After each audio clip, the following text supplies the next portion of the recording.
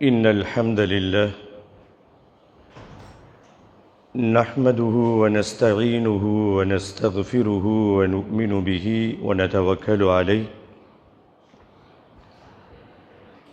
ونعوذ بالله من شرور أنفسنا وسيئات أعمالنا من يهده الله فلا مضل له ومن يضلل فلا هادي له وأشهد أن لا إله إلا الله وحده لا شريك له وأشهد أن محمدًا عبده ورسوله أرسله بالحق بشيرًا ونذيرًا وداعيًا إلى الله بإذنه وسراجًا منيرًا فقد قال الله تعالى في القرآن العظيم والفرقان المجيد أعوذ بالله من الشيطان الرجيم بسم الله الرحمن الرحيم يا أيها الناس اتقوا ربكم الذي خلقكم من نفس واحدة وخلق منها زوجها وبث منهما رجالا كثيرا ونساء واتقوا الله الذي تساءلون به والأرحام إن الله كان عليكم رقيبا يا أيها الذين آمنوا اتقوا الله حق تقاته ولا تموتن إلا وأنتم مسلمون يا أيها الذين آمنوا اتقوا الله وقولوا قولا سديدا يصلح لكم أعمالكم ويغفر لكم ذنوبكم ومن يطع الله ورسوله فقد فاز فوزا عظيما اللهم صل على محمد وعلى آل محمد كما صليت على إبراهيم وعلى آل إبراهيم إنك حميد مجيد اللهم بارك على محمد وعلى آل محمد كما باركت على إبراهيم وعلى آل إبراهيم إنك حميد مجيد رضيت بالله ربًا وبالإسلام دينا وبمحمد صلى الله عليه وسلم نبيا எல்லா புகழும் புகழ்ச்சியும் ஏக இறைவனாகிய அல்லாஹு ஜல்லஷானு தாலா ஒருவனுக்கே உரித்தாகுக. ஸலவாத்தும் சலாமும் உயிருக்கு உயிரான உயிரிலும் மேலான ரஹ்மத்துல்லில் ஆலமீன் அகிலத்தின் அருட்கொடை அன்னலம் பெருமானார் ஸல்லல்லாஹு அலைஹி வஸல்லம் அவர்களின் மீதும் அன்னாரினுடைய குடும்பத்தார்கள் கிளையார்கள் அவர்களுடைய வாழ்க்கை நெறியை அடியொற்றி வாழ்ந்த உத்தம சத்திய சஹாபாக்கள் சஹாபிய பெண்மணிகள் தாபியீன்கள் தபா தாபியீன்கள் சுஹதாக்கள் ஃபுகஹாக்கள் முஜாஹிதீன்கள் நல்லோர்களாகிய நம்முடைய முன்னோர்கள் குறிப்பாக ஜுமா தினத்தினுடைய அளவிலா நன்மைகளை பெற்றுக்கொள்வதற்காக இறை தூதர் காண்பித்து தந்த வழிகாட்டுதல் படி ஹுதுபா என்னும் பிரசங்கம் துவங்குவதற்கு முன்பாகவே பள்ளிவாசலுக்குள் வந்து காணிக்கை தொழுகை 2 ரக்காத்தை தொழுதுவிட்டு ஹுதுபா என்னும் பிரசங்கத்தை எதிர்பார்த்து செவிதாழ்த்தி கேட்டுக்கொண்டிருக்கக்கூடிய உங்கள் அனைவரின் மீதும் எல்லாம் வல்ல அல்லாஹுவின் அன்பும் அருளும் என்றும் நிலவட்டுமாக. நம்மை படைத்து பரிபாலித்து கண்காணித்து கொண்டிருக்கும் எல்லாம் வல்ல அல்லாஹுவை அஞ்சி வாழும்படி முதலாவதாக எனக்கும் உங்களுக்கும் வசியத் செய்து கொள்கிறேன். ஊசீக்கும் வ ஈயாய அவ்வலம் பித்தக்வல்லாஹ். பிரசங்கத்தை கேட்பவர்களின் கனிவான கவனத்திற்கு இரண்டு காரியங்களை நிச்சயமாக அவசியமாக தவிர்த்துவிட்டு இந்த சபையிலே அமர்ந்திருக்க வேண்டும். முதல் காரியம் எச்சரிக்கையூட்டப்பட்ட ஒரு செய்தி. பெருமானார் ஸல்லல்லாஹு அலைஹி வஸல்லம் அவர்கள் சொல்லுவார்கள், இதா குல்த லி சாஹிபிக்க, வெள்ளிக்கிழமை தினத்தன்று இமாம் பிரசங்கத்தை நிகழ்த்தி கொண்டிருக்கும் பொழுது பக்கத்தில் இருப்பவர்களை பார்த்து நீ அமைதியாக இரு என்று சொன்னால், ஃபகத் லகௌத, ஜும்மாவை நீ பாழாக்கிவிட்டாய். அப்படின்னா என்ன பொருள்? எந்த நோக்கத்திற்காக வேண்டி ஜும்மாவிற்கு வந்தோமோ அந்த நோக்கம் கிடைக்காமல் போய்விடும். இது முதல் செய்தி. இரண்டாவதாக, சில சாலிஹானவர்கள் இருப்பார்கள், அவர்களால் எந்த தொந்தரவும் இருக்காது. நான் ஆரம்பத்திலே சுட்டி காட்டியிருக்கிறேன், தூங்க ஆரம்பித்து விடுவார்கள்.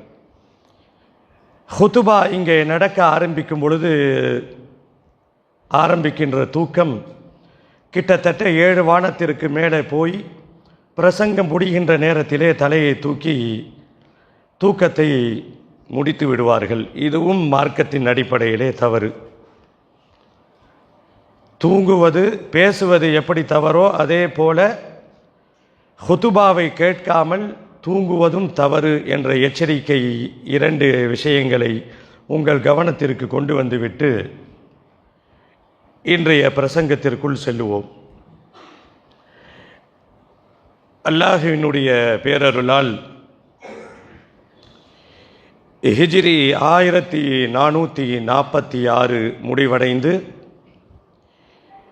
ஹிஜ்ரி 1447க்குள் நுழைந்து 2வது ஜும்மாவிலே நாம் இருந்து கொண்டிருக்கிறோம். இந்த சந்தர்ப்பத்தில் ஹிஜ்ரி புத்தாண்டின் சிந்தனைகளாய், ஹிஜ்ரி புத்தாண்டினுடைய அறிவு சார்ந்த சில விஷயங்களை நாம் அறிந்து கொள்வது அவசியம் மட்டுமல்ல, காலத்தின் கட்டாயமும் கூட. இஸ்லாமிய சமூகம் வரலாறு படைத்த சமூகம். இஸ்லாமிய சமூகம் வரலாறு படைத்து கொண்டிருக்கின்ற சமூகம். பல உண்மை வரலாறுக்கு சொந்தக்காரர்கள் இஸ்லாமியர்கள். இஸ்லாமியர்களை தவிர்த்துவிட்டு, முஸ்லிம்களை ஒதுக்கி வைத்துவிட்டு, முஸ்லிம்களுடைய தியாகங்களை அப்புறப்படுத்திவிட்டு, இந்திய சுதந்திர வரலாறு உட்பட எந்த வரலாறும் யாராலும் எழுத முடியாது என்பதுதான் எல்லோரும் அறிந்திருக்கின்ற உண்மை. துரதிர்ஷ்டவசமாக நம் சமுதாயம் வரலாறை அறிந்து கொள்வதிலே மிகவும் பின்தங்கி போயிருக்கிறார்கள். வரலாற்றினுடைய முக்கியத்துவம், நம் பாரம்பரியம், நாம் வந்த பாதை, நம் முன்னோர்கள் கடந்து வந்த பாதை, இப்படி எந்த வரலாறையும் நாமும் அறிந்திருக்கவில்லை, நம் சந்ததிகளுக்கும் போதிக்கவில்லை, அவர்களிடத்திலும் நம் பாரம்பரிய வரலாற்றை சொல்லித் தரவும் இல்லை. இதனால் என்ன விளைவு ஏற்பட்டது என்று சொன்னால், நம்முடைய தேசப்பற்றை, முஸ்லிம்களுடைய தேசப்பற்றை கேள்விக்குறியாக்குகின்ற அளவுக்கு சில விஷமிகள் புறப்பட்டு விட்டார்கள் என்று சொன்னால் அதற்கு முக்கிய காரணம் வரலாறுல நாம் வீக். மாணவர்கள் பேசிக்கொள்வார்கள் அல்லவா, நீ எந்த சப்ஜெக்டில் வீக், இந்த பாணியிலே சொல்ல வேண்டும் என்று சொன்னால் முஸ்லிம் சமுதாயம் ஹிஸ்டரியில் வீக். எந்த நபிமார்களுடைய வரலாறையும் நாம் அறிந்திருக்கவில்லை, அறிந்திருக்க முயற்சி செய்யவும் இல்லை. சஹாபாக்கள், சஹாபிய பெண்மணிகள், இப்படி என்னென்ன வரலாறுகள் எல்லாம் கடந்த காலத்திலே பாடங்களாக நமக்கு குர்ஆனின் மூலமாக சொல்லப்பட்டு இருக்கிறதோ, ஹதீஸ் மூலமாக சொல்லப்பட்டு இருக்கிறதோ, எந்த வரலாறுகளையும் நாம் கண்டுகொள்வதே இல்லை. இது நம் சமூகத்தின்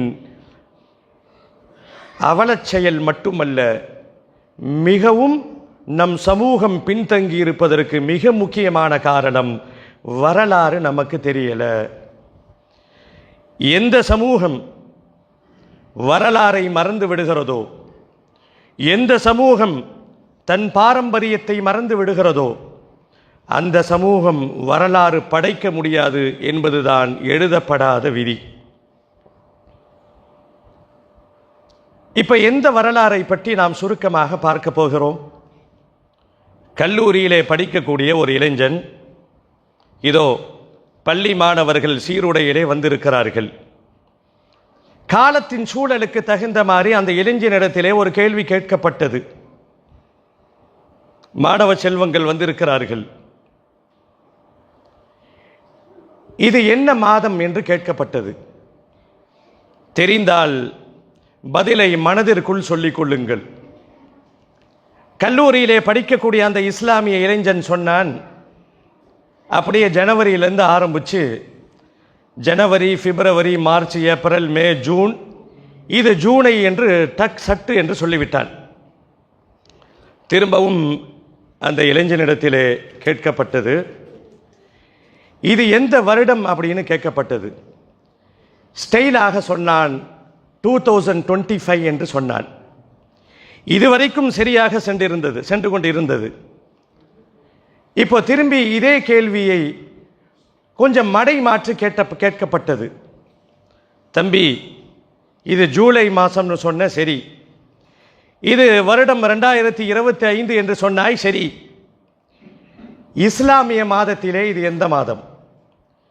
இஸ்லாத்தினுடைய வருடத்திலே முஸ்லிம்கள் கணக்கிட்டு கொண்டிருக்கிறார்களே, அந்த வருடத்திலே இது எந்த வருடம் என்று கேட்கப்பட்ட பொழுது கல்லூரியிலே படித்து கொண்டிருக்கக்கூடிய இளைஞன் சொன்ன பதில் என்ன தெரியுமா?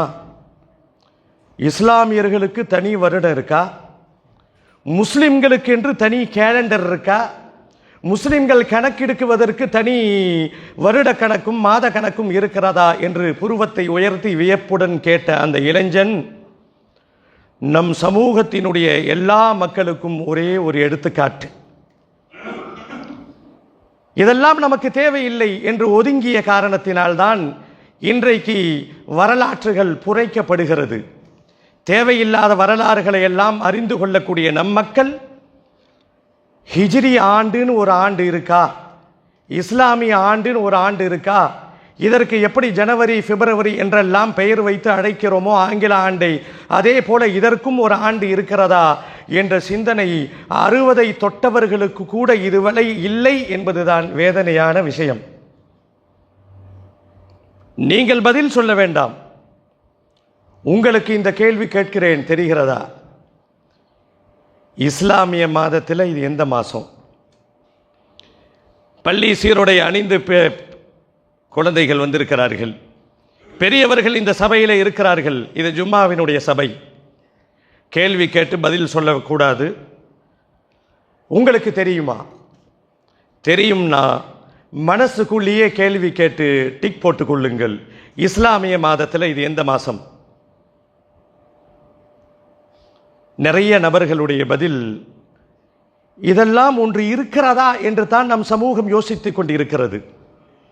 சுருக்கமாக இந்த ஜும்மாவிலே இந்த சிந்தனையை உங்கள் பக்கம் கடத்துவதுதான் நோக்கம். ஹிஜ்ரி ஆண்டு இது இஸ்லாத்தினுடைய இஸ்லாமிய ஆண்டாக கணக்கிடப்படுகிறது. ஹிஜ்ரி ஆண்டினுடைய துவக்கம் முஹர்ரம் மாதம் இப்பொழுது நடைபெற்று கொண்டிருக்கிறது. முஹர்ரம் மாதம் ஹிஜ்ரி ஆண்டினுடைய முதல் மாதத்தினுடைய துவக்கம் முஹர்ரம். எப்படி ஜனவரியிலே தொடங்கி டிசம்பரிலே முடிகிறதோ, ஹிஜ்ரி ஆண்டினுடைய முதல் மாதம் முஹர்ரமிலே துவங்கி கொஞ்சம் கேப் விடுற, தெரிந்தால் மனதுக்குள் சொல்லிக்கொள்ளுங்கள். தில்ஹிஜ்ஜா என்று சொல்லப்படக்கூடிய துல்ஹஜ் மாசத்தில் முடியுது. முஹர்ரமிலே துவங்குகின்ற ஹிஜ்ரி ஆண்டினுடைய முதல் மாதம் தில்ஹஜ்ஜிலே முடிகிறது. இந்த 2 மாதத்தையும் எடுத்துக்கொண்டால் பல்வேறு சிறப்புகளை உள்ளடக்கி இருப்பதை நாம் பார்க்கலாம். இந்த முஹர்ரம் மாதம், இப்பொழுது நடைபெற்றுக் கொண்டிருக்கக்கூடிய இந்த முஹர்ரம் மாதம் 10ஆம் நாள் ஆஷூரா சகோதரர்கள் நோன்பு வைத்திருப்பார்கள். இந்த ஆஷூரா நோன்பு உட்பட அல்லாஹுவினுடைய மாதம் என்று பெருமானார் ஸல்லல்லாஹு அலைஹி வஸல்லம் அவர்களால் சுட்டி காட்டப்பட்ட ஷஹ்ருல்லாஹில் முஹர்ரம் இந்த மாதம் ஆஷூரா உட்பட பல்வேறு வழிபாடுகளை, சிறப்பு வழிபாடுகளை தாங்கி இருக்கக்கூடிய ஒரு மாதம். துவக்கம் சிறப்பான மாதம், பல சிறப்புகளை உள்ளே அடக்கி இருக்கக்கூடிய ஒரு மாதம். இந்த வருஷத்தினுடைய கடைசி மாதம், அதாவது இஸ்லாமிய ஆண்டு என்று சொல்லப்படக்கூடிய ஹிஜ்ரி ஆண்டினுடைய கடைசி மாதம் போன மாதம் தில்ஹஜ். ஹஜ்ஜி பெருநாள் உட்பட, ஹஜ்ஜி கிரைகள் உட்பட, அரஃபா உட்பட பல்வேறு வழிபாடுகளை தாங்கி இருக்கக்கூடிய மாதம். என்ன ஒரு சிறப்பு பாருங்கள்! ஆண்டினுடைய துவக்கமும் பல சிறப்புகளை உள்ளே அடக்கி இருக்கிறது. ஆண்டினுடைய கடைசியும் பல சிறப்புகளை வெளிப்படுத்துவதாக, பல வழிபாட்டுகளை வெளிப்படுத்துவதாக அமைந்திருக்கிறது.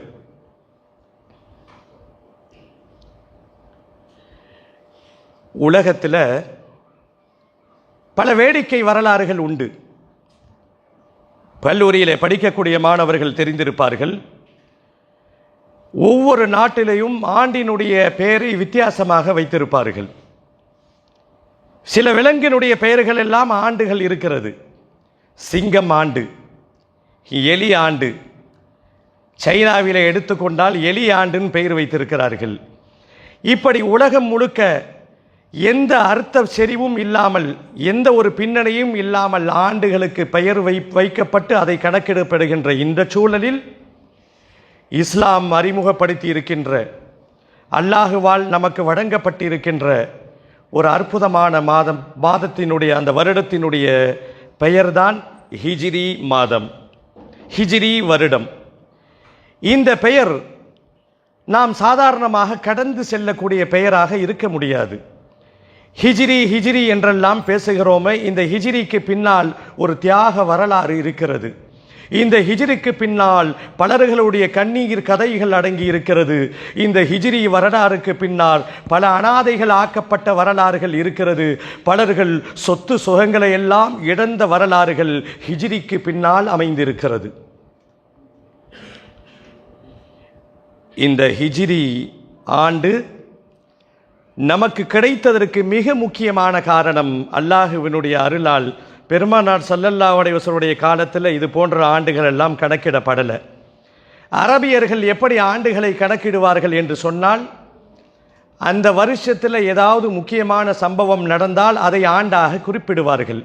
வரலாறிலே பார்க்கிறோம், பெருமானார் ஸல்லல்லாஹு அலைஹி வஸல்லம் அவர்கள் பிறந்த ஆண்டை குறுக்கிடுகின்ற பொழுது யானை ஆண்டுன்னு சொல்லுவாங்க.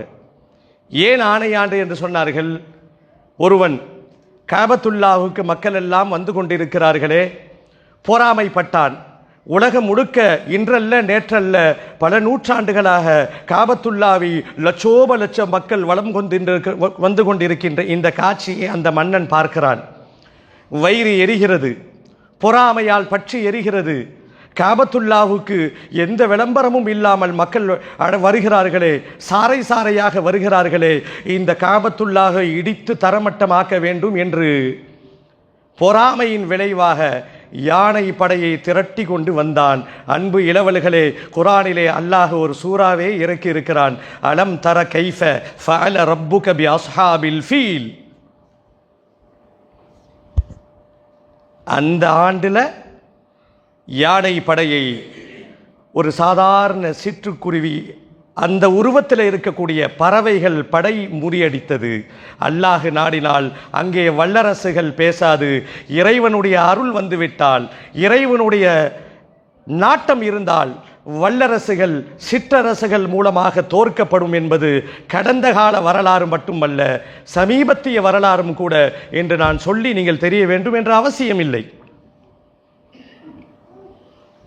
அப்போ இந்த ஹிஜ்ரி ஆண்டு நமக்கு கிடைத்ததற்கு மிக முக்கியமான காரணம் உமர் ரலியல்லாஹு அவர்கள். அந்த பெருமை அவர்களைத்தான் சாரும். பெருமானார் ஸல்லல்லாஹு அலைஹி வஸல்லம் காலத்தில் வரலாறுகள் எப்படி குறிப்பிடுவார்கள்? அந்த வருஷத்தில் என்ன சம்பவம் நடக்குதோ அதை குறிப்பிடுவார்கள். உதாரணத்துக்கு 2019 நாம் கோவிட்-19 கொரோனாவுடைய வருடம் எல்லாம் சொல்லுவோம் அல்லவா? அதே போல ஒரு முக்கியமான நிகழ்வை சம்பந்தப்படுத்தி வரலாறுகளை எழுதுவார்கள். அவர்களுடைய காலத்தில் ஹிஜ்ரி வரலாறு இல்லை.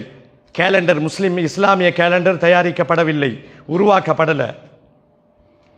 அடுத்த வந்த ஹலீஃபா அபூபக்கர் சித்திக் ரலியல்லாஹு அன்ஹு, அவங்களுடைய காலத்திலையும் இஸ்லாமிய கேலண்டர் இல்லை. உமர் ரலியல்லாஹுக்கு அல்லாஹ் அருள் புரிந்திருக்கிறான். 10 ஆண்டு கால ஆட்சியிலே உலகமே பேசுகின்ற நீதிக்கு ஒரு உமர் என்று சொல்லப்படக்கூடிய உமர் ரலியல்லாஹு அவர்களுடைய சிந்தனையிலே வந்தது ஒரு நெருக்கடியான நேரம். நமக்கென்று ஒரு கேலண்டர் வேணும்.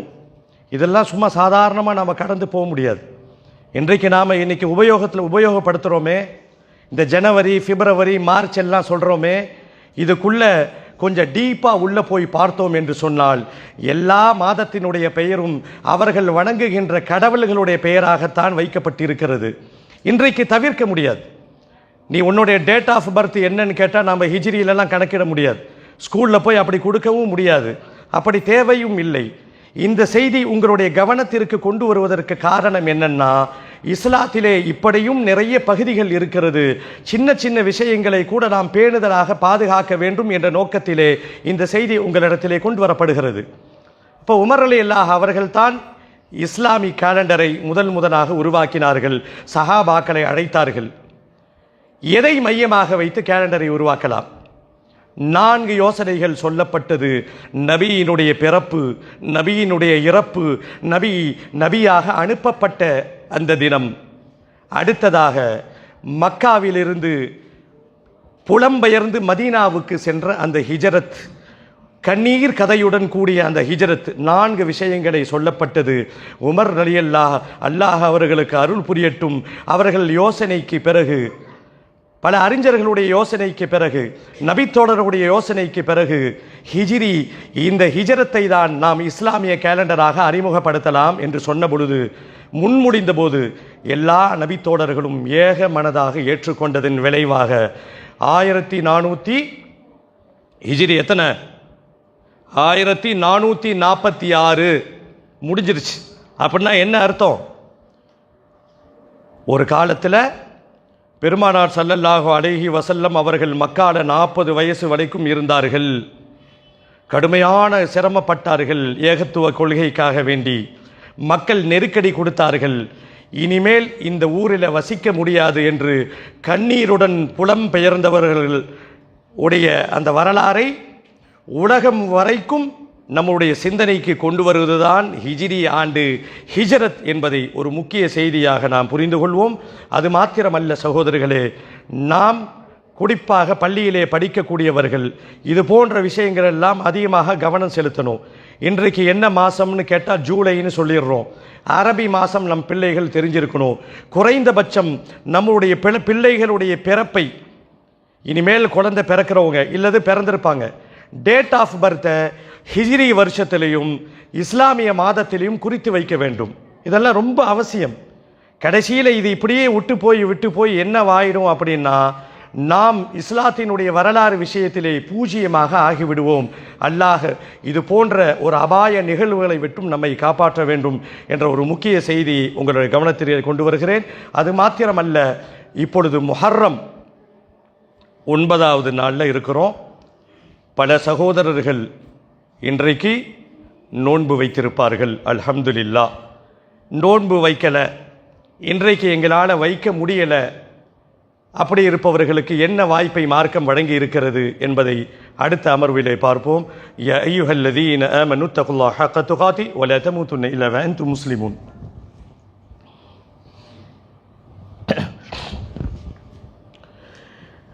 الحمد لله الذي وكفى وسلام على عباده الذين اصطفى.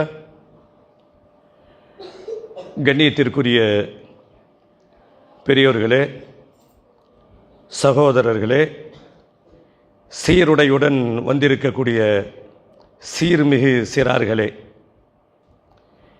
இந்த சபையை அலங்கரிப்பது அப்படின்னா சிறார்கள், இளைஞர்கள், இவர்கள் இந்த சபையை கூடுதலாக அலங்கரித்து கொண்டிருக்கிறார்கள். அல்ஹம்துலில்லாஹ்.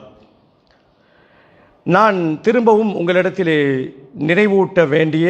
நினைவூட்டக்கூடிய ஒரு விஷயம், எந்த காரணத்தை கொண்டும் நீங்கள் எவ்வளவு படித்து எங்கள் இடத்துக்கு போனாலும் இஸ்லாமிய வரலாறுகளை மறந்து போய்விடாதீர்கள். பாருங்க, ஒரு இளைஞர் இன்ஜினியரிங் படிக்கக்கூடியவன் இஸ்லாமிய வரலாறுன்னு ஒன்று இருக்கான்னு கேட்குறான். ஹிஜ்ரி ஆண்டு தெரியல, இஸ்லாமிய மாதங்கள் தெரியல. இது நம் சமூகத்தினுடைய பின்னடைவு என்பதை புரிந்து கொள்ள வேண்டும். கண்டிப்பாக நீங்கள் எல்லாம் மதரசாவில் ஓதியிருப்பீங்க. அப்படி ஆசிரியர்கள் இருந்தால் அல்லது உங்கள் பள்ளியில் இருக்கக்கூடிய இமாம்கிட்ட இதை கேட்டு தெரிஞ்சு உங்கள் நோட்டில் நீங்கள் கணக்கிட்டுட்டே வரணும். இப்போ நாம் தினசரி பத்திரிகை படிக்கிறோம் இல்லை, இதில் ஒரே ஒரு பத்திரிகை மட்டும்தான் ஹிஜ்ரியினுடைய தேதியை இன்றளவுக்கும் குறிப்பிட்டு வருவார்கள். நிறைய பத்திரிகை இருக்குது, இந்த ஒரே ஒரு பத்திரிகை மட்டும்தான் ஹிஜ்ரியினுடைய ஆண்டை கணக்கிட்டு கொண்டே வருவார்கள். அவர்களுக்கு இது தேவையில்லை என்று சொன்னாலும் அவர்கள் கணக்கிடுகிறார்கள், நாமும் கணக்கிடணும் என்ற ஒரு முக்கிய செய்தி உங்களுடைய கவனத்திற்கு கொண்டு வருகிறேன். அடுத்ததாக, இந்த முஹர்ரம் உடைய பல சிறப்புகளில் மிக முக்கியமான ஒரு சிறப்பு மார்க்கத்தின் அடிப்படையில் விளங்குறதாக இருந்தால், நோன்பு வைக்க சொல்லி பெருமானார் அவர்கள் கட்டளையிட்டு இருக்கிறார்கள். அதாவது முதல்ல இந்த நோன்பு வைத்தது முஹர்ரமினுடைய 10வது நாள். பெருமானார் ஸல்லல்லாஹு அலைஹி வஸல்லம் அவர்கள் அவங்கக்கிட்ட சஹாபாக்கள் கேட்டார்கள், இதே 10ல் தானே யூதர்களும் வைக்கிறார்கள், ரெண்டும் சேமாக இருக்கே அப்படின்ன போது ரசூலுல்லாஹி ஸல்லல்லாஹு அலைஹி வஸல்லம் சொன்னார்கள், இன்ஷா அல்லாஹ் அடுத்த வருடம் 9ஐயும் சேர்த்து வைப்பேன் என்று சொன்னார்கள். அடுத்த வருடத்திற்குள் அல்லாஹ் அவர்களை தன் பக்கம் அழைத்து கொண்டான். அப்போ நாம் 2, 9, 10 2 நாளும் நோன்பு வைக்கணும். இன்றைக்கு இந்த நோன்பு பற்றி தெரியல, இல்லை முடியல, இப்போதான் நான் கேள்விப்பட்டிருக்கிறேன் அப்படின்னா பிழை கிடையாது. நாளை ஒரு நோன்பாவது வைக்கலாம், தப்பு இல்லை என்ற செய்தியை உங்களுடைய கவனத்திலே கொண்டு வருகிறேன். எல்லாம் வல்ல அல்லாஹ் நம் அனைவரையும் மார்க்கத்தின் விஷயங்களை தெரிந்து அறிந்து புரிந்து அமல் செய்கின்ற ஒரு பாக்கியத்தையும் நம் அனைவரையும் அல்லாஹ் நலவிலே ஒன்று சேர்ப்பானாக. யா அய்யுஹல்லதீன ஆமனு தக்குல்லாஹ ஹக்க துகாத்தி வலா தமூதுன்ன இல்லா வஅன்தும் முஸ்லிமூன். போன வாரமும் ஒரு ஆஃபர் சொல்லியிருந்தோம், தொடர்ந்து இந்த ஆஃபர் அப்படியே இருக்குது. இந்த ஸ்கூல் யூனிஃபார்மில் வந்திருக்கக்கூடியவர்கள் யாராவது ஹாஃபிலாக இருந்தால், பேர்ல்ஸ் அல்லது வேறு ஸ்கூலில் படிக்கிறவங்க, தொலை வைக்கணும்னு பிரியப்பட்டால் அவர்களில் கட்டாயம் கிடையாது, அவர்கள் ஜும்மாவை தொலை வைக்கலாம். இந்த ஆஃபர் அப்படியே வெயிட்டிங்லேயே இருக்குது என்பதையும் உங்கள் கவனத்தில் கொண்டு வருகிறேன். இது கட்டாயம் கிடையாது. யாராவது ஜும்மா தொலை வைக்கணும்னு பிரியப்பட்டீங்கன்னா, இல்லை எனக்கு தொலை வைக்க தெரியும் ஹாஃபிலாக, ஏன்னா எதுக்கு இதை சொல்கிறேன்னா, நிறைய ஹாஃபில் மாணவர்களை நான் பார்க்குறேன். நாம் சாதாரணமாக யூனிஃபார்ம் போட்டிருக்கோம்னு நினைக்கிறோம், அவங்கெல்லாம் ஹாஃபிலாக இருக்கிறார்கள், குரானை மனனம் செய்திருக்கிறார்கள்.